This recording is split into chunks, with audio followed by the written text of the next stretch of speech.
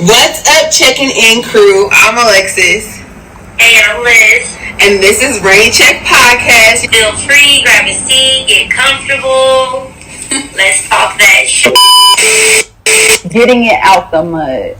Yeah, out the mud. It takes a lot to get on this couch. It does. It takes a lot to get up and know we're doing this. Baby, because I look bougie on camera, but baby, I ain't a project baby. We'll never go back, but probably a project baby. Just know that literally if we did it, you can do it. Okay, y'all, I would like to welcome everybody into Rain Check Podcast. I'm Alexis. I'm Liz. And we are sitting here with DJ.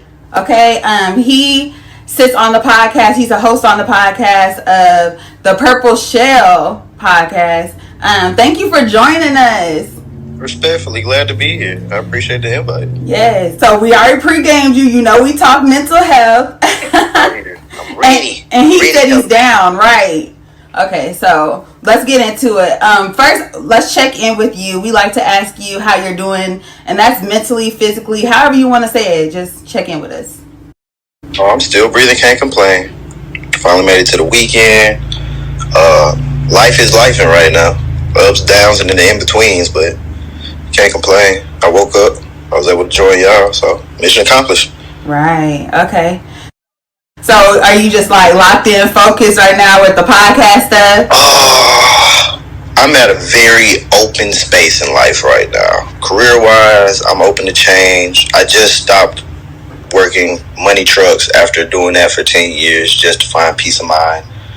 My son is older. He's about to be a teenager, finna have a whole 13-year-old. So now I'm open to dating again, Okay. rebranding myself, taking the podcast to another level. I'm just out here. I'm like literally just out here. Whatever I can put my hands into, I'm touching. It's so rare that we get to sit down with like men. So I was just we've talked about it because like we all here for the conversation, but not only just men, but somebody else with a podcast, because I feel like you understand us on a totally different level right now.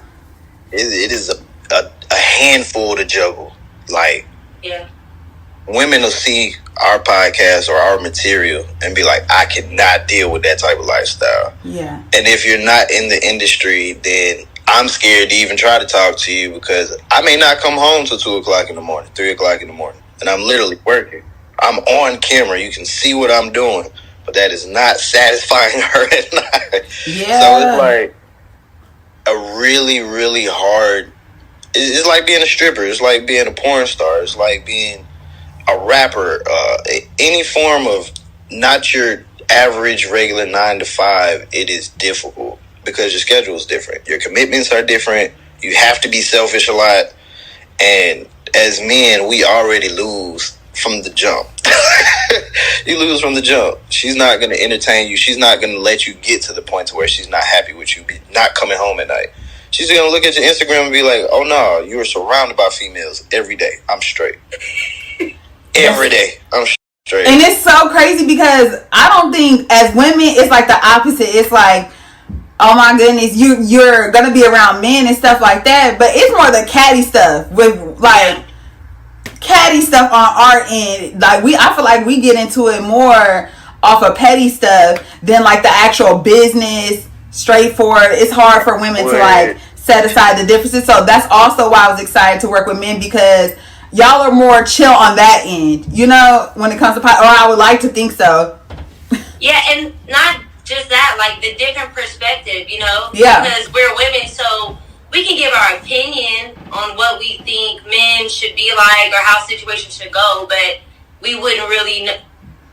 It's like they say, like, you can't raise them as a woman, you can't raise a man, you know what I mean? It's not going to happen.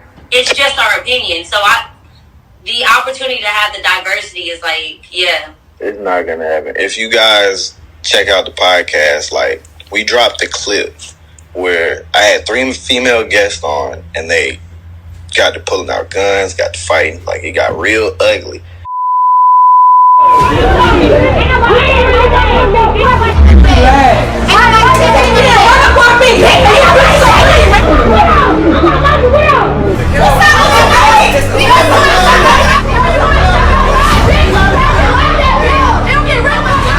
And at this very moment, I had to bow my head and just talk to God. Lord, I come to you humbly asking that you get this shit together.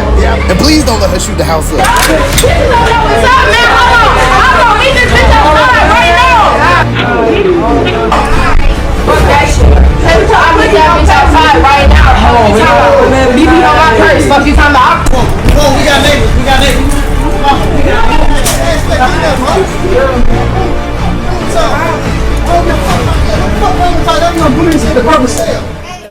We've never had encounters like that before, but that is one of the issues we have as men working with women. How can we put women in a controlled environment to where emotions, personalities, and alcohol don't just throw everybody for a loop? Yeah. It's a juggle. So I can only imagine having an all-female cast and not having any form of male perspective. Like you said, just like rolling the dice. I'm guessing. I'm assuming this is how he feels, or this is how they think, or this is what they go through. But when them lights cut off, don't nobody know what men go through. But you know, one thing with us, like having, I think, a mental health podcast, you have to be really touchy on how you go about saying things. So we don't assume anything. We rather, can you get on this podcast? Can you, we got a topic that we want to talk about and we need you, we need you to speak up for y'all. But I want to speak to more on the other side, because off the phone you had mentioned it almost takes like a double life for you. So like, what does that look like, the double life in the podcast entertainment business in your real life? That means when I am on camera, I am here for my viewers and the audience. It's not really, I can bring up a topic that I know will get zero response, zero feedback from our type of crowd. They don't come to see how we're doing today. We're a different type of podcast. We're like a $1 million worth of game or drink. So we're entertainment. I have to entertain. Even if I'm having a bad day, I have to entertain. When I get on camera, there is no depression, there's no anxiety, there's no PTSD. There's nothing that you are dealing with in your real life that you could bring to work. Period. Any shape, form, or fashion. Smoke that shit up or drink it up before you get on camera. But ain't no. That's just, I don't know how you do it. Unbearable, right? Cause I'm over here like, I could never. Because at the end of the day, we have an all male cast, so we all have our things going on. Yeah. But it's not like you could pull somebody to the corner and be like, "Hey, bro, let me get a hug real quick before we get on camera real quick." Like it don't work like that. But why not? For one, men don't share that space. You're in a dog eat dog world right now. Like literally, only the strong are surviving. That your average everyday male. So sorry for the man who was the manager at Burger King or something, because life is life in him right now. Like especially when it comes to dating, especially when it comes to just universal acceptance out here. If you don't have a certain car from a certain year, bring in a certain income, dealing with certain type of females, dressing a certain type of way, it is a wrap for you. Life is going to life you to life ain't lifing no more. Like you don't win. So you really have to focus in, and you don't have room for feelings. You don't have room for emotions. And it sucks because it leads to suicide. It leads to depression. It leads to alcohol and sleepless nights and all kinds of things. I've seen a lot. We had a lot of funerals before we graduated high school, but you don't get to cry about stuff like that. Yeah. We'll make a shirt for you. We'll remember you. You know what I'm saying? We'll keep your legacy going, but I can't shed no tears. That's not allowed. Yeah. We've been seeing a lot in like the news about Chris Brown, and like I just gotta bring up his situation because you're speaking about like people that work at McDonald's, people that have a regular. This man has been rich since like 15, 16. I remember having his posters on my wall growing up, pulling it out of magazines and hanging it up, and he just like can't even win awards now from something he did when he was 17 with Rihanna. And I just want to get your perspective on that because of what you're saying now. This man has money. Life is lifing, beating his ass right now. Yeah. And that goes to show, like, nothing we can do technically is enough. He has reached a level of stardom that you could dream about. He is a bank account that people can't fathom. He can't win because of one incident. All it takes is one female, one incident, one bad decision, and we are tainted, especially as a black man. I'm not just a man, I am a black man. I have to have an impeccable record when I go apply for a job. When I approach a woman, I have to be flawless. I have to be perfect. And you can't achieve that. It is not realistic, so you just lose. He's in a lose-lose battle. It don't matter what he do. He's cleaned up his image. He said, fuck the world now. I'm going to just be me. It don't matter what side of the fence he's on. He's always going to lose. And that's 9 times out of 10 the setup, especially as single men. Yeah. You know what, with him though, it was multiple times that he's done stuff. It's just like a lot of us live life without the spotlight, because we've been through it too though. That's what I'm saying. It's the Libra in me. It's got to be balanced. But I just be thinking that our spotlight also, because now we are in the entertainment business, like we said, we have to watch our words regardless on this. On any platform, even speak of mental health, we have to pick away at our words. But his is more highlighted because of the platform. And it's just so unfortunate to watch it because we've all made mistakes. Just because yours may have been bigger, I've always been, an advocate for that. Like, I made a mistake when I was 16. I wasn't no crazy moving female, none of that. My mistake resulted in a kid, and somebody else has a different mistake. And his is just on a crazy platform that he has to pay for everything, like every day in his life. It's crazy. I think that's something though that, like, when you're getting into the field of being on the spotlight, like, you have to be aware of that. You know what I'm saying? Yeah. Like, you brought up the gun pulled out on your podcast. You have to know when you're getting on this behind this camera. Your brand, you are your brand. The way you talk, the way you act, like everything, every single movement is going to be criticized because you're opening your life to the world. Like, you have to understand that, or I feel like you'll set yourself up for failure. Every time. You don't have the opportunity to be in the spotlight and just be a regular human being and not make all your moves smart moves. Because then you'll just go straight downhill. Unfortunately. And the thing is, Chris Brown is a great example because of his spotlight. Yeah. But social media ruined it for all men across the board. Period. Mm-hmm. From 100 followers to 100K followers to 1 million followers. Social media now has tainted us just being us. You can't be your everyday guy now. Now you have certain standards that you never even imagined you had to live up to that you're living up to or competing with. It's literally dog eat dog. It is a jungle. Only the strong survive. Only the strong mate. Only the strong eat. Only the strong procreate and continue their generations on. Other than that, you out here a victim. Period. Wow. That's giving me anxiety. So what do you, like, what's your outlet? Like, where's your happy space? Where do you go to handle and process your daily life? First and foremost, being a father. That is the one person on God's green earth I can make a mistake and he won't hold it against me. With him being the age he is, we have conversations. I don't hide my lifestyle from him, the changes I'm going through from him, my own mental health status from him. There's been plenty of nights he's been the reason that I woke up the next day. As men, if you don't have some form of love, a forever type of love, the world will eat you.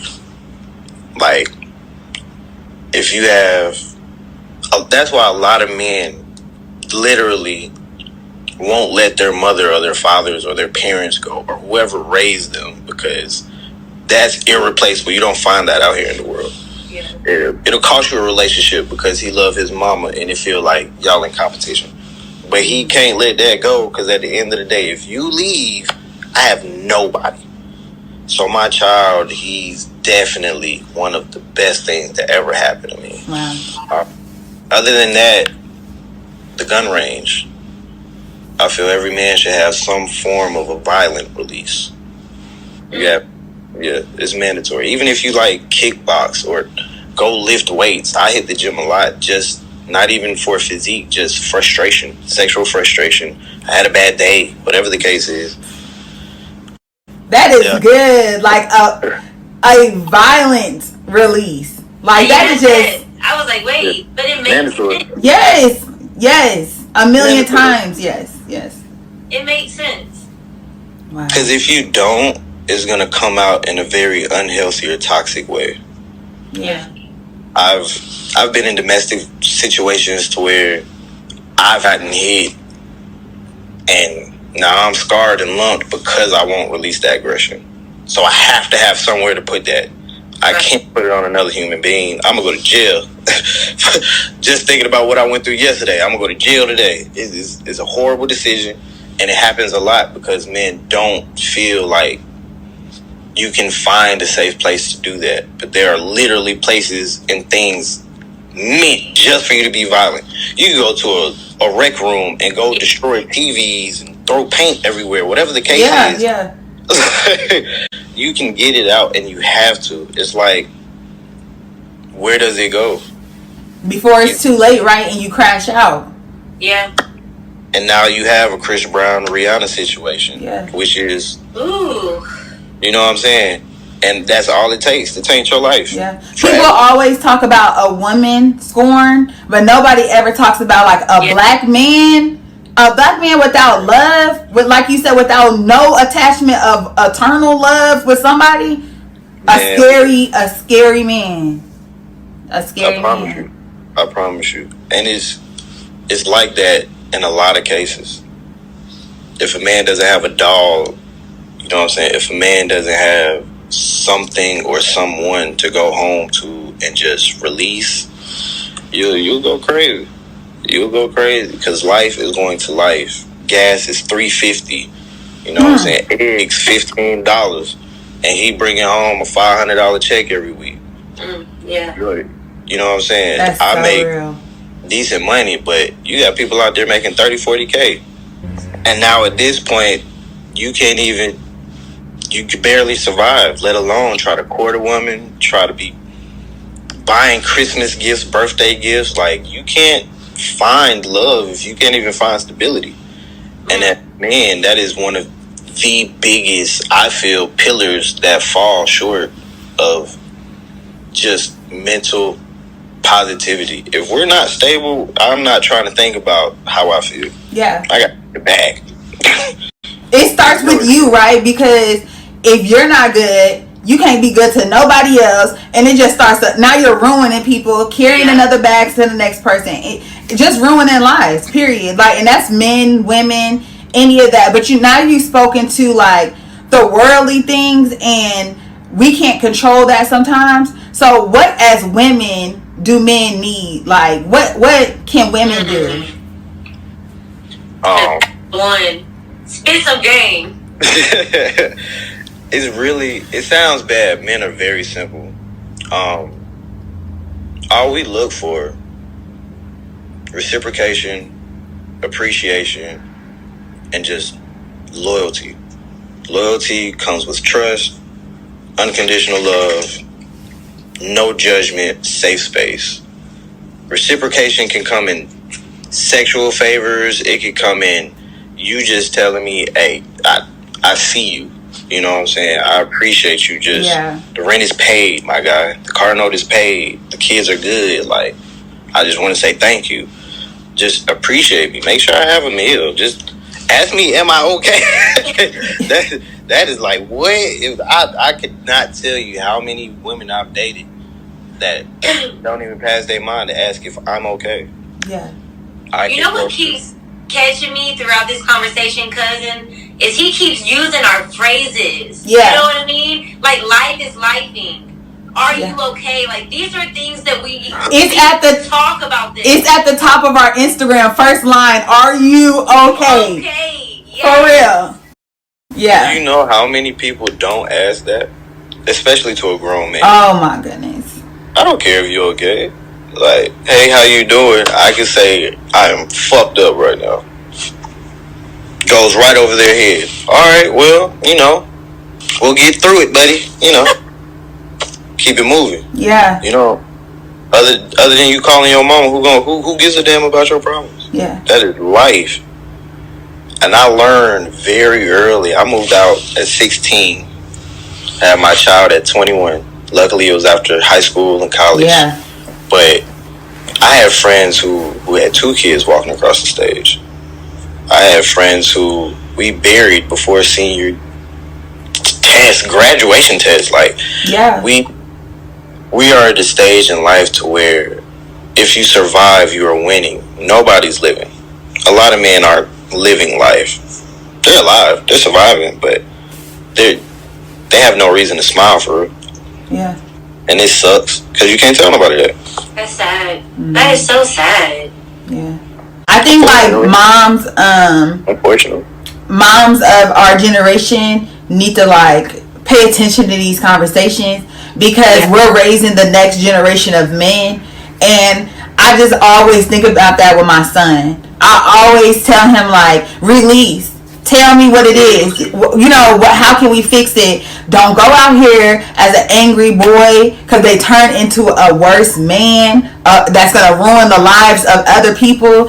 And I can't even express it enough that I need you to tell people on this podcast right now, like what can we do? Because this is our next generation. This is our who we're going to live next door to. Yeah. This is deep. One of the biggest things that I instilled in my child was expression. Feel how you feel and feel okay feeling it. Yes. I'm not going to raise a crybaby, but I'm not going to shame you for crying. Right. There are 1,000 different ways to express yourself. Just give me one. We can hold a conversation if I can understand clearly what you're going through. Yes. When me and his mom split, it was a very rough transition. It reflected in school. It reflected in behavior. It reflected in his communication with people in general, not even kids and adults. It was just in general. I just don't want to talk. I have a bunch of feelings, a bunch of thoughts, don't know how to process it. That is my job as your father. If I can't teach you nothing else, I am the one to teach you how to be you. Not just be a man, but I need you to be you. In your skin and your light, your energy. This is you. I present you to the world. You are a reflection of me in every shape, form, or fashion. I am a free-spirited and fully understood person. Can't nobody tell me nothing about myself that I don't know. Yeah. Just find you. And that's been one of the easier lessons because it flooded through his childhood. From that point on, if we got an issue at school, cool, I can sit you down and hold a conversation. I ain't gotta beat your ass. I ain't gotta, you know what I'm saying? Like, I can deal with you. Yeah. You can deal with me. And it took me a long time to understand that. It took me a long time to see the effects of my mental stability and what it does to him. Yeah. Even with us not living together. When he's with me, if I'm not all there, he's like, you okay? Mm-hmm. I can't hide that from him. Yeah. So that's one of the easiest relationships to build and mend and survive and just love is the love of a child, especially as a man. That's the only person I could pour into. And I gotta give you your flowers because it's like just listening to you, it's beautiful because the transition and also from childhood to raising healthy kids that didn't have like, we didn't have these conversations growing up, like, and I tell people that all the time, from a parent talking to a parent, it's hard. I battle with it all the time because my kids are not like me and they damn sure weren't me when I was their age. So it's a daily battle for real. Like I have to tell myself like, they want a hug because they're not as hard as you. Give them a hug. Forget, the other stuff. Give them a hug. I know that there's a daily battle and I have to give you your flowers because as a man, huge. Also, just dealing with your own mental health and raising a child and considering his mental health is a huge, huge accomplishment. And I know that he's going to look back and just be like, wow. it was by force. I'm not gonna lie to you. I got to a point to where, all right, you either gonna get your shit together or you just gonna fall victim. And this wasn't like work or occupational wise. This was just my daily mental. I got to a point to where like, all right, I'm finna go fucking crazy. I'm not turning to alcohol. I don't even like being drunk on a daily basis. Yeah. You know what I'm saying? I smoked all the weed about for the last 30 days, and now it's just a downpour. Now I'm waking up in the morning and I don't want to go to work, so I don't go to work. Now I'm like, fuck it. I could care less about that car note. I'm good, you know. And once it started to affect my relationship with my child, when he's calling and I'm ignoring calls because I ain't got out of bed in 5 days. You know, I haven't. Oh, yeah. I can't love you if I don't love me. And it got to a point where I just forgot who I was as a father, as a man, as a person. And I had to take a real ugly trip, a real ugly mental trip. Real like they don't tell you, them self-love voyages you see all on Instagram and shit, you be lonely as hell, okay? Lonely as hell. Just all in your thoughts. Just nobody told me it was gonna be like this. And it gives you a different sense of security, a different sense of trust within yourself. Just trusting that you're living the best that you can. You're doing the best that you can. And you have every right to go through whatever you go through. You have every right to have a shitty day. Every right to just ball up and cry when you want to.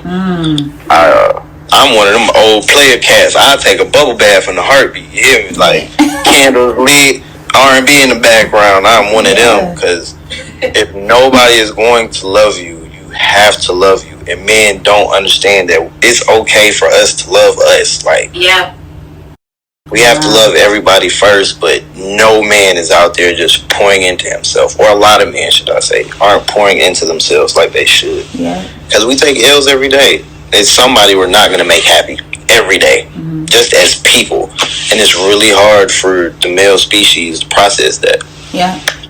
But like you said, just allow yourself to be human. That's it. We're not allowed to. You were trained to the T. And I got it real bad because I come from a military family, so weird. To the book, like, you hear me?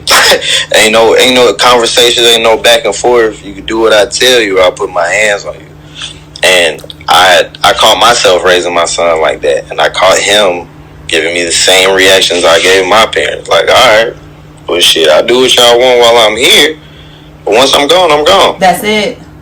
I don't need them ties. Once I graduate, I moved out before I graduated, just to have a sense of I can live my life. Yeah. And my parents love us to death. It was how they were praised. It was how they were programmed. And it's a repetitive cycle. And the older my son got, the more I was like, he is not one of us.